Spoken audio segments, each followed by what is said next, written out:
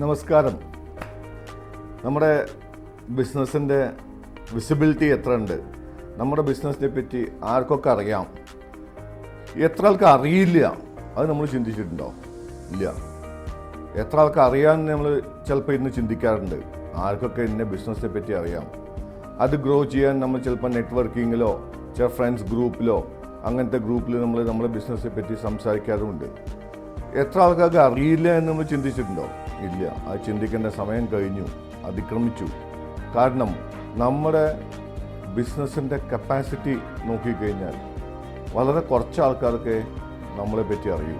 നമുക്ക് അതിനെക്കാട്ടിലും കുറേ കൂടാനും വലുതാക്കാനും കുറേ കസ്റ്റമേഴ്സിനെ കൂടി നമുക്ക് ഏറ്റെടുത്ത് കൂടെ കൊണ്ടുനടക്കാനുള്ള പവറുണ്ട്, കപ്പാസിറ്റി ഉണ്ട്, ടീമുണ്ട്, മാനുഫാക്ചറിങ് ഉണ്ട്, സെയിൽസിന് സെറ്റപ്പ് ഉണ്ട്. നമ്മുടെ അടുത്ത് ഇത് പ്രോപ്പർ പ്രോസസ്സ് ഉണ്ട്, ഒരു സിസ്റ്റം ബിൽഡ് ചെയ്തിട്ടുണ്ട്.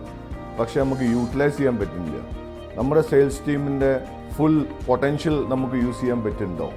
ഇല്ല. ശരിയല്ല ഞാൻ ഇല്ല എന്ന് പറയുമ്പോൾ നമ്മളെപ്പോലെ പല ബിസിനസ് ഓണേഴ്സിൻ്റെയും പ്രശ്നം എന്താണെന്ന് വെച്ചാൽ നമ്മൾ നല്ലൊരു പ്രൊഡക്റ്റ് ഉണ്ട്, നല്ലൊരു സർവീസ് ഉണ്ട്, പക്ഷേ നമ്മളെപ്പറ്റി പല ആൾക്കാർക്കും അറിയില്ല.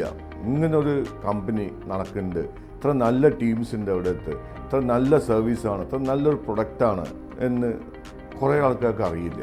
അവരെ നമ്മൾ എങ്ങനെ അറിയിക്കുക? അവിടെ അടുത്തേക്ക് നമ്മളെങ്ങനെ എത്തുക? അതൊരു വലിയ പ്രശ്നമല്ലേ? അതിനെപ്പറ്റി നമുക്ക് ചിന്തിക്കണ്ടേ? ഒരു മെത്തോളജി നമുക്ക് കോൺഫറൻസസ് സെറ്റ് ചെയ്യാം, സെമിനാർസ് സെറ്റ് ചെയ്യാം, വെബിനാർസ് സെറ്റ് ചെയ്യാം. അതിലേക്ക് നമ്മുടെ സർക്കിളിലും നമ്മളെ വെബ്സൈറ്റ് ത്രൂ കണക്ട് ചെയ്ത് വരുന്ന ആൾക്കാർക്ക് നമുക്ക് ആ വെബിനാറിലേക്കോ കോൺഫറൻസിലേക്കോ വിളിച്ച് കൂട്ടാം. എന്നിട്ട് നമുക്ക് അവർക്ക് പറഞ്ഞു കൊടുക്കാം, ഇതാണ് ഞാൻ ചെയ്യുന്നത്, ഇതാണ് എൻ്റെ സ്പെഷ്യാലിറ്റീസ്, ഇതാണ് നമ്മുടെ ക്വാളിറ്റി ഓഫ് സർവീസ്.